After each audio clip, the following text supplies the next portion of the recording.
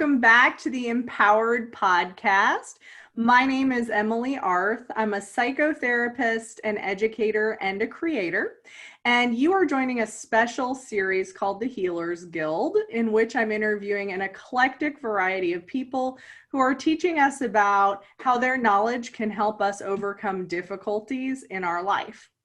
So today I'm super stoked to invite Ben Miller on the show, who is an artist, healer, and business nerd hailing from Columbia, Missouri. He's taught several workshops on dark magic and offered vampiric healing services throughout the last year at Heart, Body, and Soul. Recently, he helped put on the local Feast of Hekate, and now he's trying to use the time locked indoors to get back in touch with his artistic roots. Welcome, Ben. Thanks for being here. Thanks for having me. I'm excited to be here. You're welcome. This is an exciting topic, and I know that this is going to be a topic that's like very new to a lot of people and also may initially seem like a little woo-woo to some of the people out there. So that's why I wanted to bring you on to increase awareness about psychic vampirism. So what can you tell us about your background and your experience with this topic and in this area? Yeah, absolutely. So I guess my journey kind of started back. I was taking a class at Heart, Body, and Soul, and they had a section where they were talking about personal energy levels, and they were talking about, some people have more energy than others, and they're considered dynamic, and then other people have less, and they're considered vampiric. And it kind of stuck in my head, which I found to be very weird. I'm not someone who makes people feel bad when I'm with them. I'm not someone who draws on people all the time. And so I couldn't understand why this kept sticking with me. But over time, after working with some people and after having some conversation with folks about how our interactions would go, I started to realize that I had a tendency to talk to people and kind of drain concerns, fears, feelings off of them. And that doesn't mean that it was always a good thing. It's a mixed bag. But because of that, I really started to get into studying this psychic vampirism and what it meant and what it could mean for me. So yeah, I've now spent, that was 3 years ago. I believe it'll be 3 years in October, maybe November, as one of those, that I've been kind of looking into this thing and figuring it out one step at a time. So yeah. Okay. So I know that probably more people listening have heard of this concept of an empath, which tends to be someone who is highly sensitive to the energies around them. That could be the energies in the collective. Like right now during COVID, there's a lot of distress. So I work with people who are experiencing more physical, emotional, and cognitive distress that sometimes it doesn't even feel like it's originating from them. Or sometimes, an empath would be that person who can't really separate between someone else's feelings and theirs. So if you're with someone who's very depressed or something, you may feel that like leaching into you. So what is the difference, or is there a difference between this, what we call an empath, and a psychic vampire? Yeah. So a psychic vampire and their core, it's been kind of a journey to try and get through different people's definitions. There is not a perfect consensus in the community at all. But so I tend to go back to the most basic definition, someone of a particularly low energy that struggles to find that energy for some reason, the personal energy we use to live and breathe and keep us from getting sick and keep us healthy. And so what they find is that in interactions with other people, the natural back and forth that happens ends up favoring them as far as energy goes, if that makes sense. They tend to draw off more than they put in to the conversation. Empaths don't necessarily do that. That would be one of the big limiters there. Everyone can get to low energy states, of course. So everyone can end up drawing energy off of other people. We call it a temporary psychic vampire. But empaths in general tend to have enough energy to take care of themselves. And you can even be a dynamic, over-energized person who has too much energy all the time and maybe even causes you some problems to have that much energy. I've worked with some people like that to help them kind of reduce their levels. And you can be a dynamic person and still be an empath and still take on the emotions of others. Of course, there is some similarities. We do have some of the same problems of drawing off energy that is in ours, and dealing with some of the anxiety that some other people have, especially if a psychic vampire isn't aware of themselves. We call it awakened. Okay. So in terms of you're saying low energy. So how does that manifest? You know, if somebody was trying to identify, like, might I fall into this category?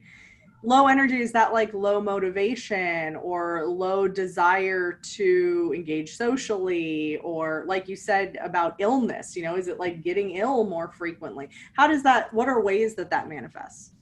So it can manifest in any one of those, but that doesn't necessarily mean that you are a psych vampire.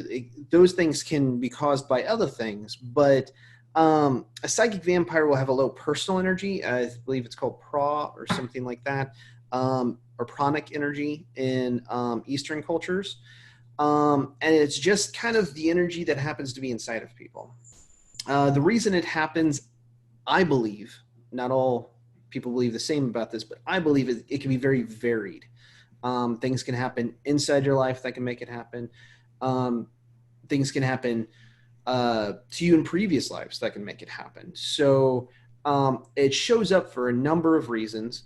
But to be honest, it can be a little bit hard sometimes to see what manifests from it, because low energy could mean in different environments that you struggle to sleep. In other environments, it might mean that you sleep too much. It might mean that you have a lot of depressive episodes. It might mean that you can be kind of manic at times, or bipolar especially. So it can show up as a lot of different things, but the core central piece seems to be this feeling of internal energy. And I find it really only shows itself in its interactions with others. So if you walk away from social engagements and not only did you have a really good vibe about what the other person was saying, not only were you really feeling them and what we might call empathic, I thought I was empathic at one time because of this, but you also feel like you took that onto yourself. You feel like you took it into yourself, and maybe they have a little bit less of it inside of them when you leave. I've honestly noticed that in some of my meetings with people. They will talk about things that are distressing them, and then they'll be able to walk away. And I've actually had someone the other day say to me, "Oh no, I can tell you're feeding on me right now, and I really appreciate it because this is a really stressful subject for me." So, and of course, in that case, I did have permission and stuff like that. But yeah, so that's the way it shows best, but it can manifest in a lot of forms. A lot of times it manifests as illness. In college, whenever I would get too busy with stuff and I would overstretch myself, not only would I would kind of stop talking to others, I would stop finding these places to gather energy, and I'd really settle down on my homework or something like that. And all of a sudden I would get super sick right afterwards. The first semester I was in college, I came out and I got bronchitis. And then a month later, I was diagnosed with mono and strep within a week of each other. And so other psychic vampires have described, I know of one, Michelle Ballinger in her book talks about having problems with her heart whenever she's not making sure she feeds regularly.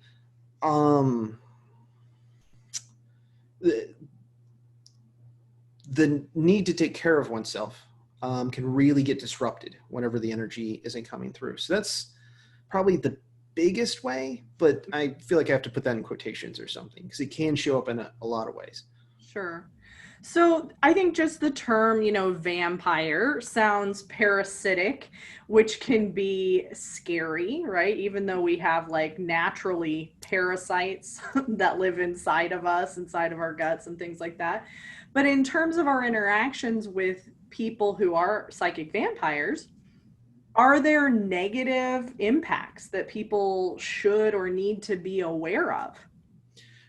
Oh yeah, absolutely. I'm constantly coming out and I'm talking about dark stuff because I want to promote the idea that there are good psychic vampires, but the notion that there's a lot of bad psychic vampires, and I would almost change that word to unaware psychic vampires, not in control of themselves, psychic vampires, um, is definitely a reality. It's definitely something you should watch out for. A lot. Michelle Ballinger calls it awakened versus unawakened. And so someone who is aware of what they are and who is doing energetic exercises to keep control of themselves, putting up walls to make sure that they don't unconsciously feed off of people, consciously feeding off people to make sure that they have permission from in order to stay satiated. These are good practices that can be performed by someone who knows what they're doing. If someone is completely unaware, then of course really, really bad things can occur. And I know of people, I've met a lot more unconscious psychic vampires than I've met conscious ones. And unconscious ones have a real tendency not just to kind of grab energy off people, take everything, make people feel really down and de-energized afterwards and like they just don't have any energy, but also to maybe cause energy that might satisfy them to happen. So at times you might have someone who's trying to cause grief or trauma in a community because it's an unconscious thing. You'll see these drama producer troublemakers kind of do it very unconsciously, but they seem to kind of relish afterwards. And when you talk to them about it, it's not like they seem like they like the drama. It's not something that they're, with their words, it doesn't seem like it's anything they're focusing on. But on an unconscious level, they realize what they're gaining from that and how much they need it to survive. Yeah. Which from maybe a more like mainstream standpoint, right? Or what we might call like a healthier standpoint, that might look like manipulation, Mm-hmm. which then can cause even more problems in a relationship if Mm-hmm. the person who's the psychic vampire is unawakened, as well as the people dealing with that person don't have a clear understanding of what's happening. Absolutely. That could cause even more like shame and isolation, which it Mm-hmm. sounds like when you're a psychic vampire, you need to have this social connectedness on a certain level in order to survive and thrive. Yes, you do. And because of that, a lot of unconscious psychic vampires will find themselves continually in these positions where they're, it's like there's drama all around me. I don't know why. Well, you say certain things that cause that effect. And perhaps you need to step back and look at what you're doing and also how you feel in those situations. How do you feel when everything's dramatic and everything's going kind of nuts? Does that make you feel really good? Do you feel really energized? Uh, do you feel like the star athlete who just scored a perfect touchdown, or do you feel like the star drama performer who just nailed the part in a play and they're all energized and buzzed afterwards? If you feel like that after a lot of conflict and drama, then you're probably getting your energy from unhealthy places, and you really should reconsider. Mm-hmm. So. Yeah. What about this dynamic? I don't know if this could relate, but this is something that I've seen in my own life. And then, of course, with my clients, people who tend toward codependency, Mm-hmm. who are kind of over givers, who then get into relationships with someone who sort of breadcrumbs them, or maybe they're not overtly doing mean things, but they only come in when they seem to want something, so to Right. speak. Could that be a tendency of this? Absolutely. Well, I'll tell you, I had a lot of unhealthy tendencies before I really was made aware of this, and even for a long while afterwards. I'm still processing through them. And the thing is in my case, I was finding some of my best times were being that source of comfort for people, being able to draw some of that negative energy off of people. And um, so for me, it led to a lot of unhealthy situations where people were able to just say, oh yeah, let's have Ben do that. And then I wasn't well taken care of. And so that can absolutely happen. I can also tell you it can be the reverse, where a psychic vampire will take care of somebody, or will make someone feel good who is codependent for a little while, but then use that to start to draw off them and drain off them. And so, especially if they're unconscious, it can be a bad dynamic in both ways. And so, being aware of the personal energy levels really helps in that situation. But just making sure that you're aware of when you're feeling good and when you're feeling bad really helps a lot of that stuff out. Because if you feel bad continually after interacting with somebody, that should be a sign. And if you feel good after interacting with someone all the time, but they seem like they feel bad, that should also be a sign. Mm-hmm. Yeah, that's a good point. And that's why it's so important for us to be connected emotionally, because that compass it's an emotional compass. And also, I think sometimes when we're not in tune with our feelings and listening to them and following what they're telling us, we can blame ourselves too, right? Like if you are in that overgiving position and you feel bad, you can turn that around and shame yourself and say, well, why am I not good enough? What am I not doing? When really that person may just be in this kind of low energetic, indifferent sort of place. Mm-hmm. Absolutely. Absolutely. And yeah, I trying to break some of that stuff that I had when I was younger, because I know, coming from a rougher past, I've got a strong ability to self-shame. And so I've had to try and make sure I really break up some of those cycles and just say, hey, you're doing good, calm down.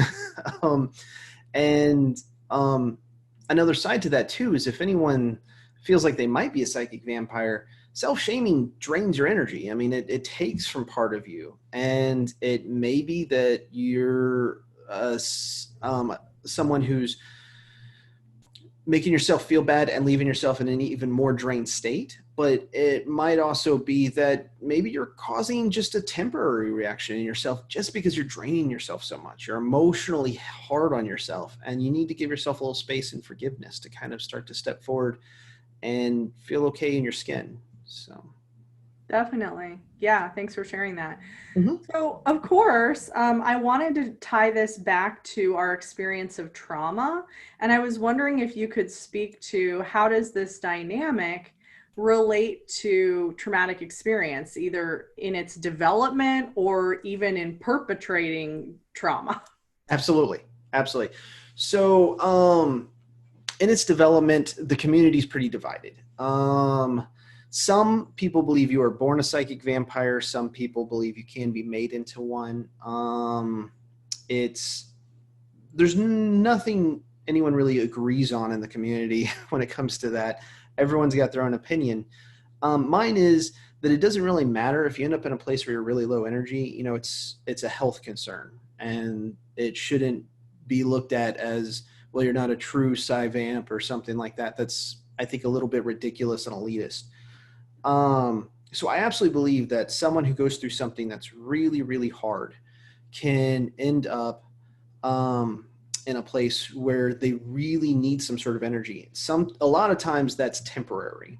So I know of someone who I thought of as a psychic vampire, but I noticed as they got over some particular grief they had, they became a lot better. They had a lot more energy naturally. They didn't seem to be draining on the room, that kind of thing. I didn't feel that pull on my own personal energy that I have to be very aware of at all times. And so I can tell you, I mean, in a specific circumstance, I saw someone who it took a year or more for them to get over some really hard grief for themselves. And during that time, they were that unbalance of energy, and they really needed to get that energy from others to help them get through what they were going through, help them get through all the trauma.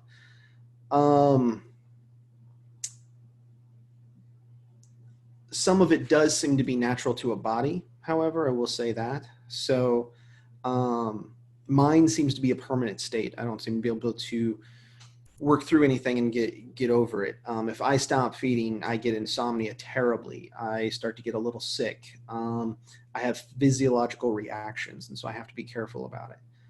As for affecting trauma, psychic vampires, on an unconscious or conscious level somewhere in there, one of the things that's been noticed in the community is that most psychic vampires feel very comfortable, at least the aware ones, tend to be very comfortable with the idea of vampirism or vampires. They like darker ideas, and they might even like other gothic, darker ideas.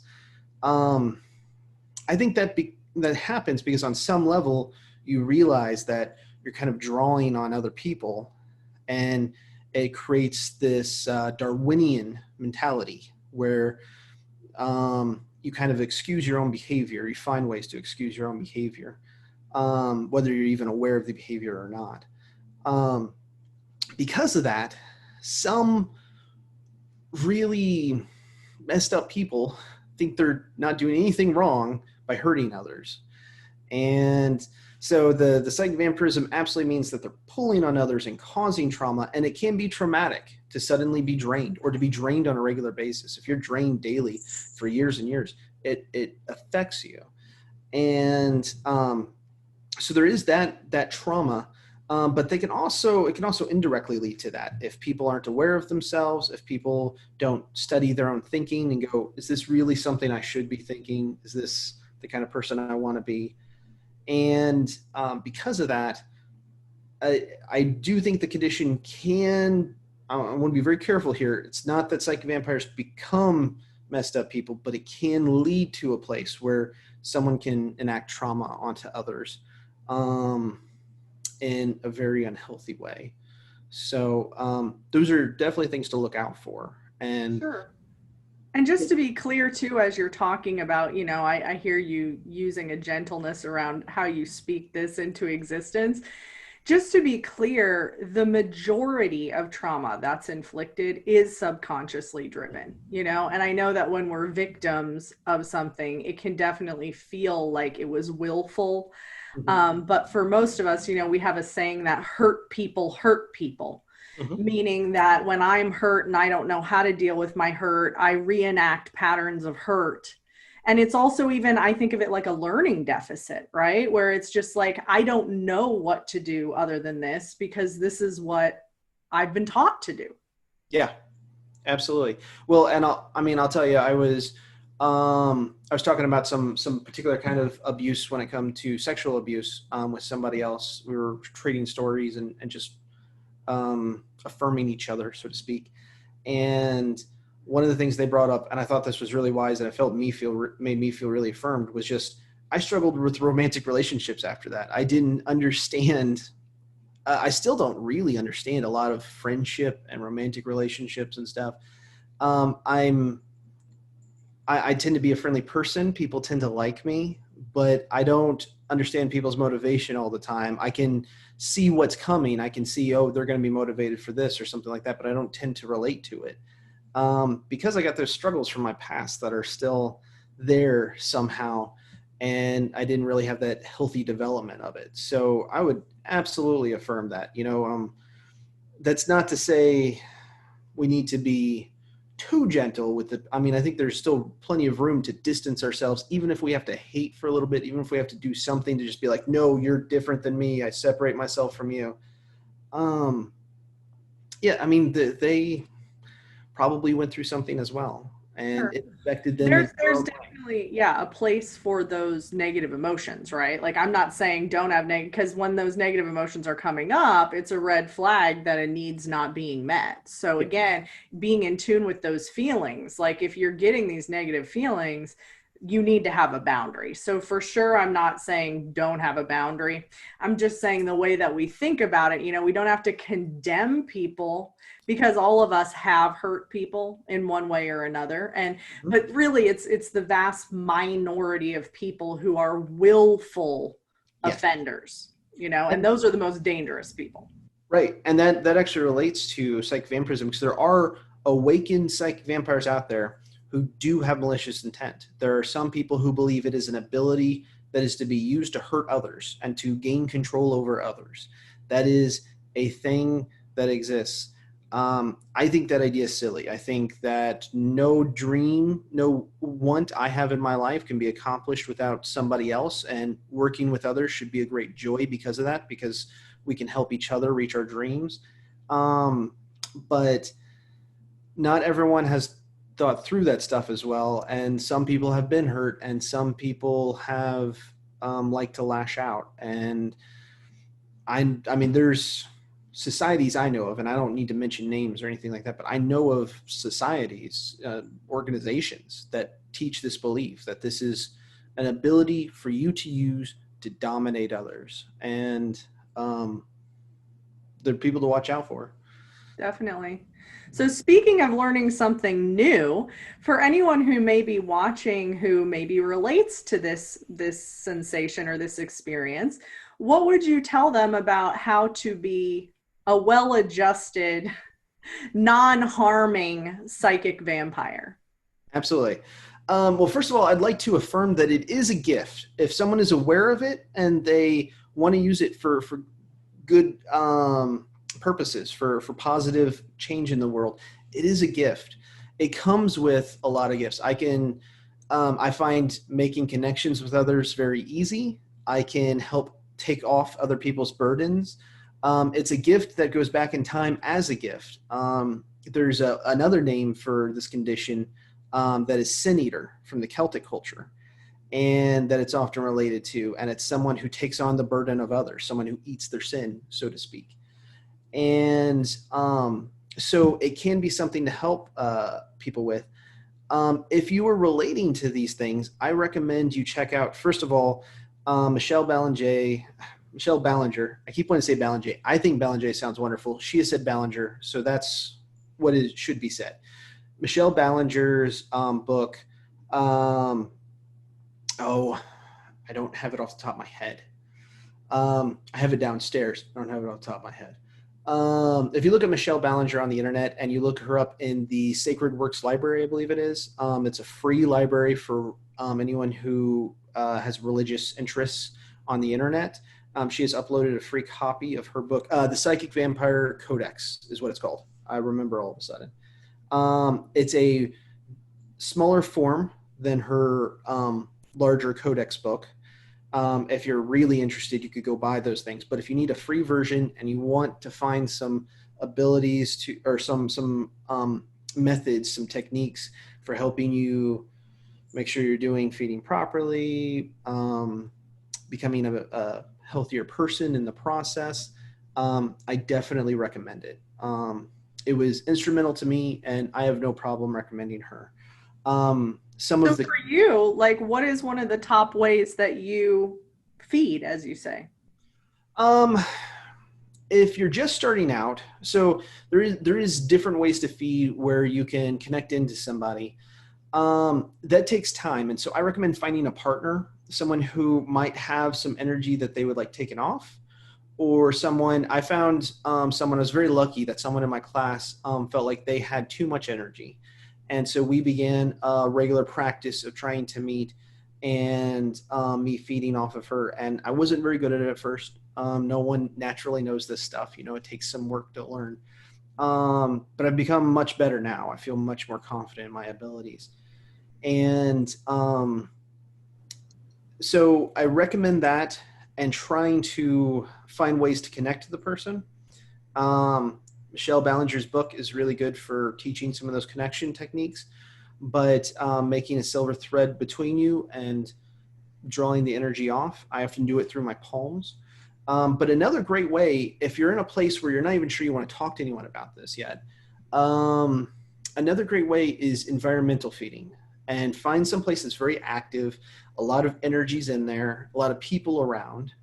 And I always say a small prayer to myself first. I say, may it harm none. I'm not trying to harm anyone.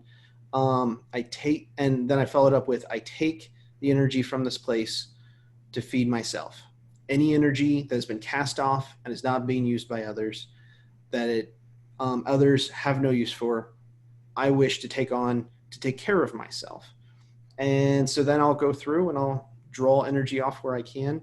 I do recommend a prayer like that and being conscious of not harming anybody. I've had surprising results before when I took off and didn't make sure I had the proper precautions in place.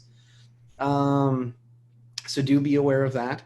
But it can be a way of just trying to draw. I like the palms for feeding, so I still try and feel energy come through there. I try and be conscious of it as it goes all the way into my body. I try and store it somewhere, and so that I can break it down. Because usually any energy off the street could be anxiety, it could be fear. You don't necessarily want those in you. So breaking them down, making them a more pure energetic source takes a little extra work, but it can make them very useful for yourself. Okay. Well, thank you. I appreciate all of the information, Ben. This is super interesting. Like I said, for people who are not familiar with energy work or the fact that there are even people out there, right, who are interacting with energy like this, I really appreciate your transparency and your willingness to share. And also just to increase people's awareness of the fact that we are swimming in energy every day and it is impacting us. And we can't assume that where we're coming from energetically is the same as other people, because there are very different energies found in all different people. Absolutely. Absolutely. And I'll attest to it. There's definitely energy around us all day. There's energy in every one of your interactions, even over the internet like this and that kind of stuff. There's a back and forth that happens. Sometimes you give more, sometimes you take more. All of that's very natural. And I believe this condition is very natural too. I think it's something, some people end up with higher energy, some people end up with lower, and neither one's better than the other. They're two different sides of the same coin, and they can do different beneficial things for different situations. So Definitely. It's all about, I go back to nature a lot for my understanding of where things fall into place. mm-hmm. And it's just about figuring out how can we live in a symbiotic way with the energies that are there. And it does take consciousness, like you said. Anyone who's not consciously aware of their own energy, they're not going to be able to be consciously aware of how to work with that in the world. But when you were talking about, the sin eater, I thought about like in an aquarium, like the sucker fish that clean off, the aquarium. Like, yeah, they might not be like the prettiest fish in the aquarium, but they're very functional. And they have a place there. And if they're not in there, you have a problem. Yes, absolutely. And I will also say, there's people out there who are very creative, and we can be kind of destructive. We break down energy. We remake it into other things. But without us, there would be too much. There'd be spilling over all over the place. There needs to be a natural balance between these things. And so, yeah, I think that's a great example. Right. It's like the decay, right? As you're saying that, I'm intuitively getting like the leaves falling off the trees, mm-hmm. and then they like break down and they decay. And so again, there has to be agents that create that event to happen. So yes, awesome. Well, I hope that our listeners glean something today from Ben's lessons. And if you have further questions about energy, for sure, I encourage you to get in contact with Ben, or I'm sure he can point you in the direction of other experts who could assist you with whatever issues coming up. But in the meantime, I am sending you abundant love and light. And thank you so much, Ben, for being here. Thank you. I appreciate being on.